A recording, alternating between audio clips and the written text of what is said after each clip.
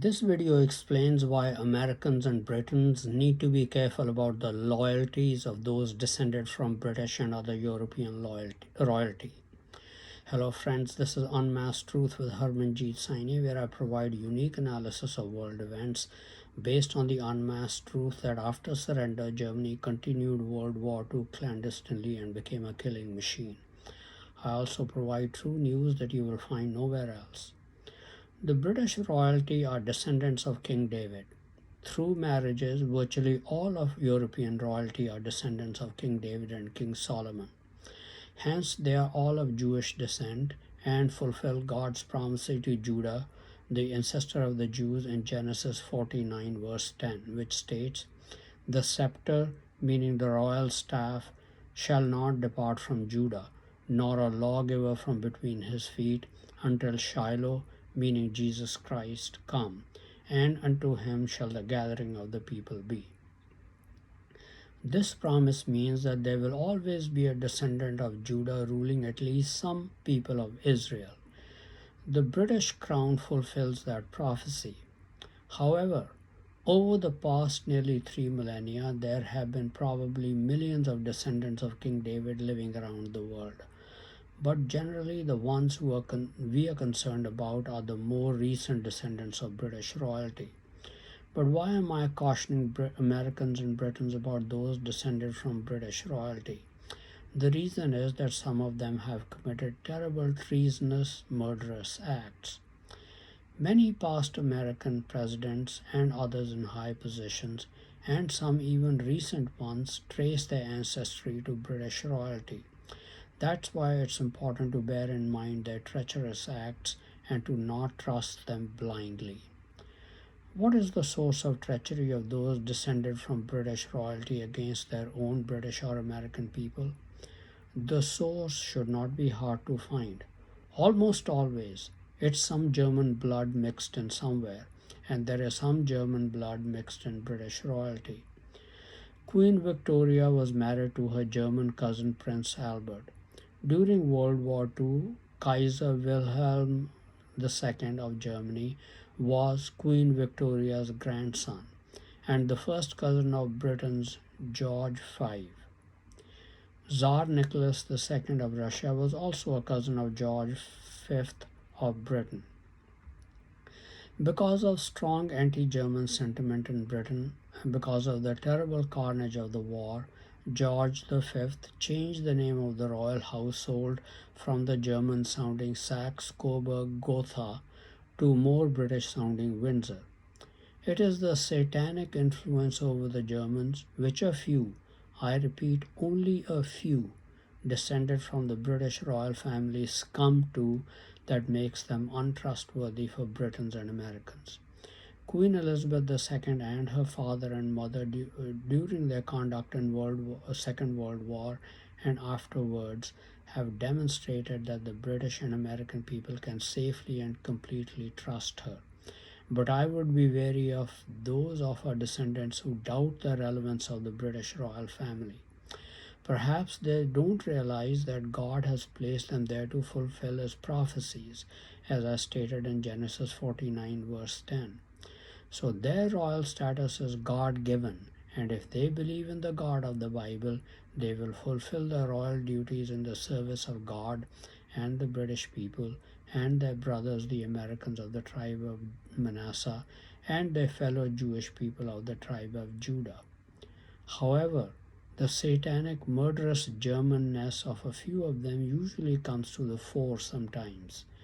I don't know what the purpose of Edward, the Duke of Windsor, and Wallis Simpson, the Duchess of Windsor, was in visiting Nazi Germany in October 1937 and hobnobbing with Hitler and the Nazis after he had abdicated the British throne in December 1936, and his brother George VI had become king.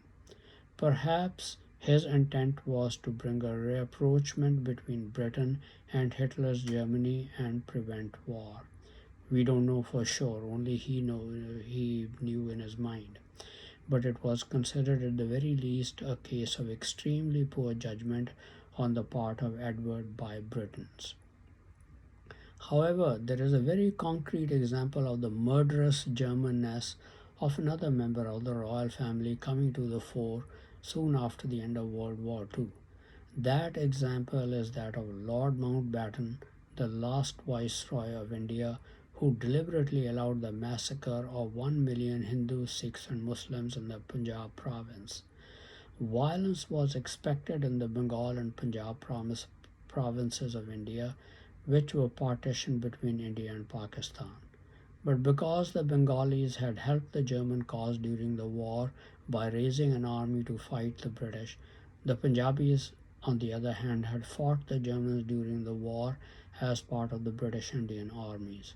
So, to get revenge on the Punjabis, Lord Mountbatten sent troops to Bengal to quell any violence there, but sent no troops to Punjabis to deliberately allow the massacre to go on. We are now living in very treacherous times. Because of the prophecies concerning the military defeat of the American, British, and Jewish alliance by a German led alliance, many want to take advantage of the tiny amount of German blood they might have in them, or at least claim or falsely claim that they do have German blood to escape the consequences of loss in the war. I have seen the example even in my church. Shockingly, many of the top leaders in the church, including some who have traced their ancestry to British royalty before, have turned their back on that ancestry and started claiming German ancestry. One was even so enterprising that even though earlier he had traced his genealogy going back many generations to British royalty, but when he received information that America, Britain, and Israel are very likely to lose the war, he changed his genealogy and started tracing his ancestry to the Franco German Emperor Charlemagne. To cement their commitment to the German side, they have even murdered white people of non German descent in America. That is the kind of potential treachery I am warning about from Americans and Britons, particularly those who claim descent from British royalty, including some former presidents and their descendants. In the event of war, they might start emphasizing the German blood in them. To demonstrate their commitment to the German side, they will be asked to commit some treacherous or treasonous act or murder a white person of non German ancestry, as some of the very senior most leaders in my church have done.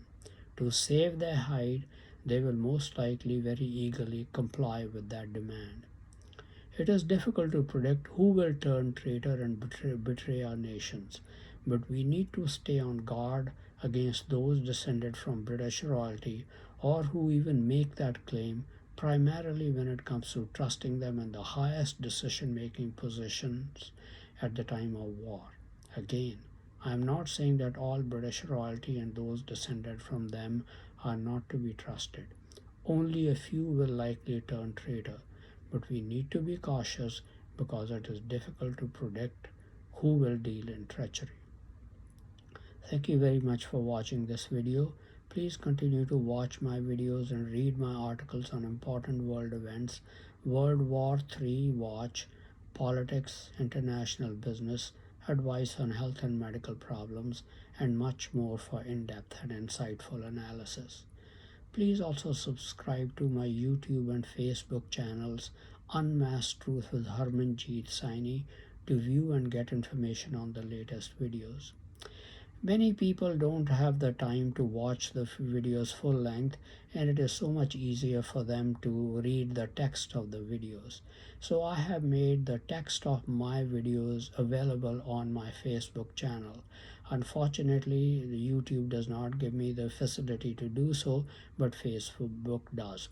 So you can find the text of my videos on my Facebook channel.